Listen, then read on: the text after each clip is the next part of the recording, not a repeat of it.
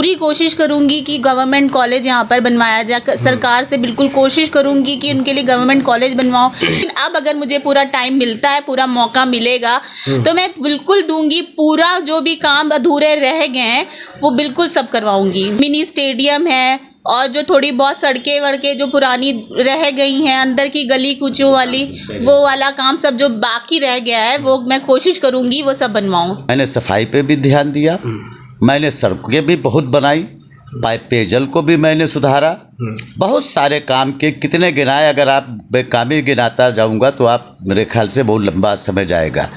जब 2021 में कोरोना आया तब भी मैं आपको हर जगह मिला। मैं शमशान घाट में भी था, कब्रिस्तान में भी था। पूर्व चेयरमैन हनीफ अंसारी ने इमाम बाड़े के पास की ज़मीन को बेचा। अस्सलाम वालेकुम, आप सभी दर्शकों का हमारे चैनल में स्वागत है।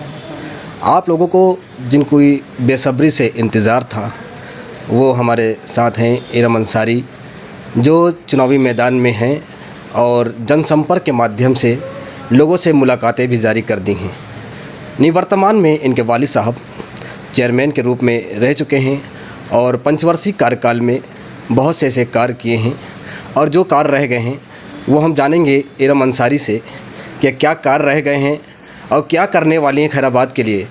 क्योंकि आरक्षण को लेकर सीट महिला हो गई ओबीसी सीट से और इस बार इरम अंसारी को मौका मिला है, चुनाव मैदान में हैं और इस समय लगातार जनता के बीच में बनी हुई हैं और इनसे हम जानेंगे क्या मुद्दे हैं और क्या करने वाली हैं खैराबाद के लिए, क्या तोहफे में देना चाहती हैं। जी अस्सलाम वालेकुम। जी वालेकुम अस्सलाम। जी, नगर निकाय चुनाव को लेकर जी प्रत्याशियों में घमासान मचा हुआ है। जी तो आप भी चुनावी मैदान में हैं, जी क्या करने वाली खैराबाद के लिए ऐसा है जो जनता आप पे जो है जी किस तरह का बदलाव चाहती हैं? जी शुक्रिया, आपने सवाल किया।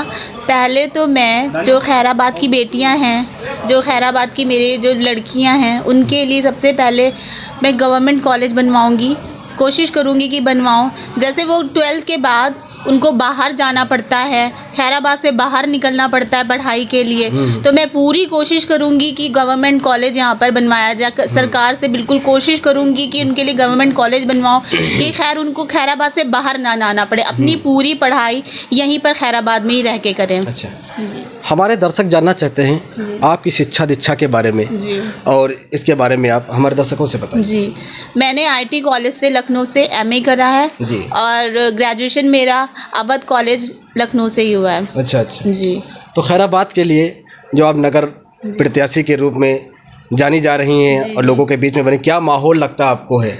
लोग कैसा आपके साथ व्यवहार कर रहे हैं और क्या कह रहे हैं आपसे, क्या कहते नज़र आ रहे हैं? जी, मैं तो सब अपने पूरे घर घर जा रही हूँ, road to road, door to door जा रही हूँ, सबसे मिल रही हूँ खैराबाद के लोगों से। खैर मुझे तो बहुत अच्छा, बहुत प्यार मिल रहा है। सबके सब मेरे सर पे हाथ रख के दुआ दे रहे हैं, बहुत प्यार कर रहे हैं, मुझे दुलार दे रहे हैं। खैराबाद की बेटी हूँ मैं और ऐसे ही प्यार कर रहे हैं बिल्कुल खैराबाद की बेटी कि तुम बिटिया आगे बढ़ोगी और मैं हम लोगों के लिए कुछ करोगी। और मेरी पूरी उम्मीद भी यही है कि जो मुझसे वो चाह रहे हैं कि मैं कुछ अलग करूं खैराबाद के लिए, मेरी पूरी कोशिश यही रहेगी कि मैं सबको लेके सबके साथ चलूं। बिल्कुल यही। आप जनता के बीच में रही हैं जी, रूट मार्च करते हुए भी नजर आई हैं। जी जी। तो ऐसे क्या समस्याएं आपको दिखी हैं जो आप बदलाव की रणनीति बना रही हैं? जी, वैसे तो पापा ने लगभग सारी रोडें जो मेन रोडें हैं वो सब बनवाई हुई हैं। थोड़ी बहुत कोरोना जो बीच में आया उतना टाइम उन्हें नहीं मिल पाया, 2-2.5 साल उनके कोरोना में दिक्कतें हुई कोरोना टाइम में। तो जो बीच की जो गली कूचे हैं, जो लोगों की हमने सुनी है समस्या जो रह गए हैं, तो वो मैं पूरी कोशिश करूँ जो रह गए हैं काम, गलियों के काम हैं जो थोड़े बहुत रह गए, इंशाल्लाह मैं वो पूरी कोशिश करूँगी कि वो सब बनवाऊँ। पूरी कोशिश रहेगी मेरी कि वो सब कंप्लीट करवाऊँ। आता है मामला विकास को लेकर। जी, जैसे कि जनता में यही एक बात आ रही सामने है कि खैराबाद में विकास नहीं हुआ है, तो इस पर आप क्या बताना चाहेंगे? क्या आप ऐसा बदलाव लाएंगे जो आपके वालिद साहब कर गए हैं? क्या नई सोच आप रखती है? एक महिला हैं और यूथ हैं आप, क्या करना चाहती हैं? इस तरह का काम विकास तो बहुत हुआ है, रोड्स बनी है, सोलर हाई मार्क्स जो बड़ी बड़ी लाइटें लगी हैं वो सब हुआ है। लेकिन फिर मैं यही कहूँगी जो कोरोना आया उसके वजह से उतना उन्हें टाइम नहीं मिल पाया। कोरोना खैर सबके ऊपर था, पूरे भारत के ऊपर कोरोना था, ठीक है। तो उसकी वजह से जो हमारा नगर महापालिका है इसके पास भी मतलब काम नहीं था, पैसा नहीं था, वो कैसे अब थोड़ी बहुत उनके ऊपर भी दिक्कतें थी, वो कैसे करवा देते। लेकिन अब अगर मुझे पूरा टाइम मिलता है, पूरा मौका मिलेगा तो मैं बिल्कुल दूंगी, पूरा जो भी काम अधूरे रह गए हैं वो बिल्कुल सब करवाऊंगी इंशाल्लाह। एक और सवाल आता है जी। यहाँ पे, जैसे देखा जाए कि विकास को लेकर बच्चों के लिए स्टेडियम नहीं है। जी जी जी, इसके लिए आप क्या कहेंगे? हाँ वो बिल्कुल स्टेडियम भी मैंने सोच रखा है कि जो हमारी जो यूथ है, जो लड़के हैं, मिनी स्टेडियम उनके लिए मैं कोशिश करूँगी कि बनवाऊँ। खैराबाद के जो लड़के हैं उनके लिए मेरी पूरी कोशिश है इसके लिए। अच्छा अच्छा जी। बिजली, मैरिज हॉल, पहले तो जो मैरिज हॉल जो बदहाल मैरिज हॉल पड़ा है, बदहाल मैरिज हॉल पड़ा है खैराबाद में, उसको सही करवाऊँगी, सुंदर बनवाऊँगी।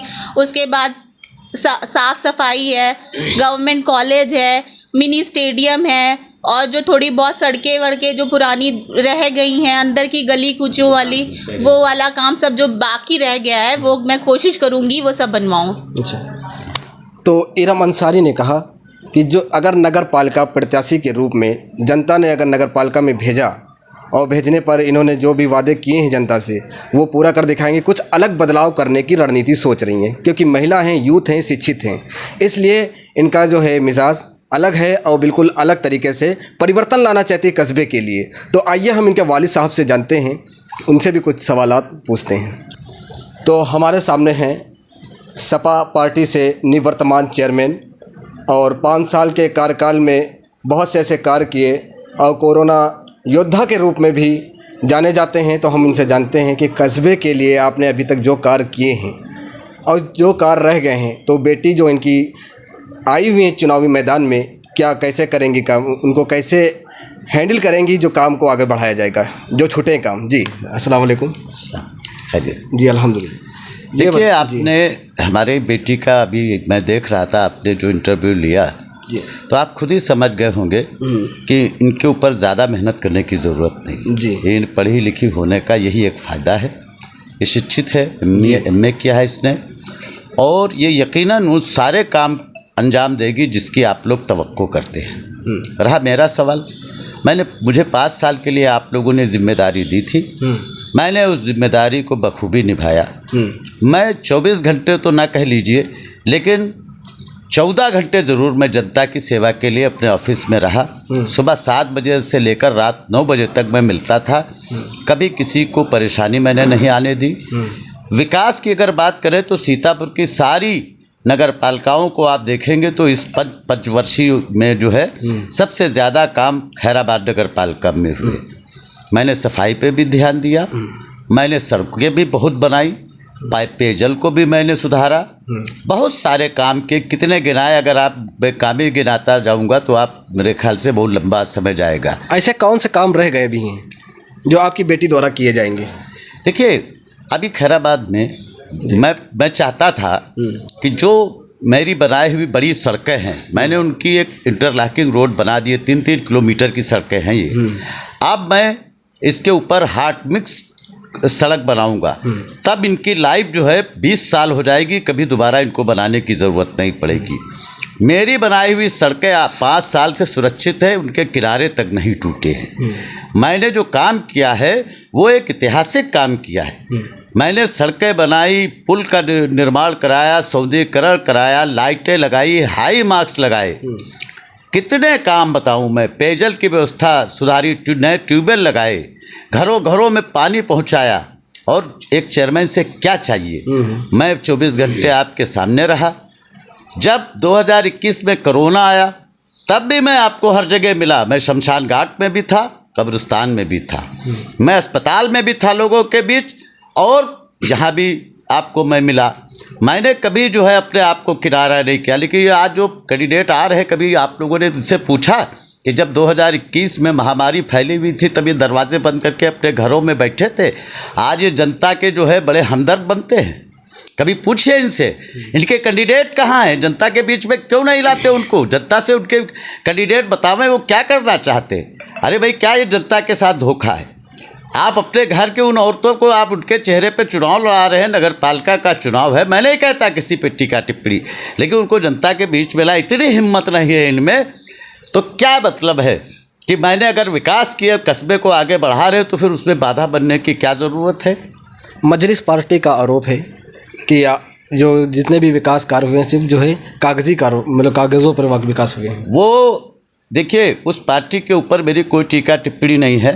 मैं दूसरे तरीके की राजनीति करता हूँ।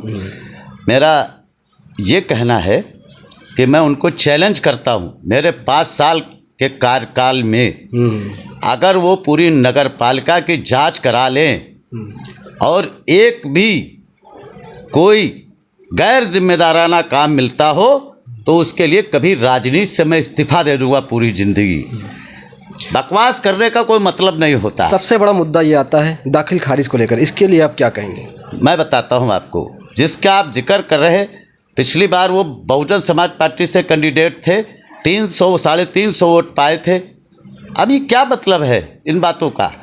दाखिल खारिज का पूर्व चेयरमैन 2000 में जो बने थे, उनकी ये देन है कि दाखिल खारिज आज यहाँ खैराबाद में अधिकार। मुझे भी अफसोस है, मैं 5 साल चेयरमैन रहा और मैं शासन द्वारा जो रोक लगी है उस दाखिल खारिज को मैं नहीं कर, लेकिन ये उनका भ्रष्टाचार है जिन्होंने अपनी ज़मीनें बेची स्टाम्प पे और उसकी दाखिल खारिज की, इसलिए शासन ने जो है रोक लगाई। खैराबाद के लोगों को ये भी समझ नहीं आ रहा कि क्यों है। पूर्व चेयरमैन हनीफ अंसारी ने इमाम बाड़े के पास की ज़मीन को बेचा, 10-10 रुपये के स्टाम्प पे ज़मीनों को बेच करके उनकी दाखिल खारिज की।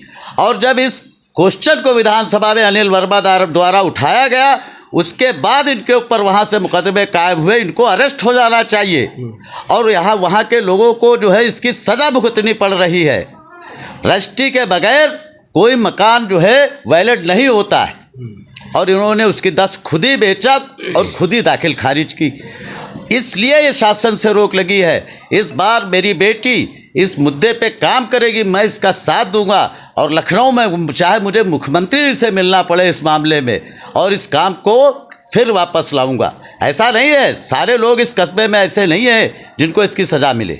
मुझे 30 साल हो गए, 30 साल से मैं आप लोगों के बीच रहा और मैंने कभी किसी से बदले की राजनीति नहीं की।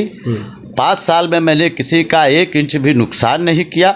मेरे लिए हर एक घर, इस घर जो मेरे लिए अपना है, हर समाज मेरा अपना है और मुझे इसी में खुशी होती है कि जब सारे लोग मेरा साथ दें, यही मेरी अपनी सबसे बड़ी ताकत है। एक और सवाल आपसे, जनता का कहना है कि चुनाव जीतने के बाद मुलाकातें नहीं होती हैं जी, तो क्या इस पे आपकी बेटी नहीं जीतने के बाद नहीं? देखिए, ये आरोप बिल्कुल बेबुनियाद है जी। किसी की शादी मैंने नहीं छोड़ी और किसी की जब मिट्टी हुई, अगर मैं खैराबाद में मौजूद रहा तो मैंने मिट्टी में भी शिरकत की। लेकिन एक बात बताइए, आदमी की एक अपनी ज़िंदगी, हम भी इंसान हैं, हम कोई लोहे के तो है नहीं।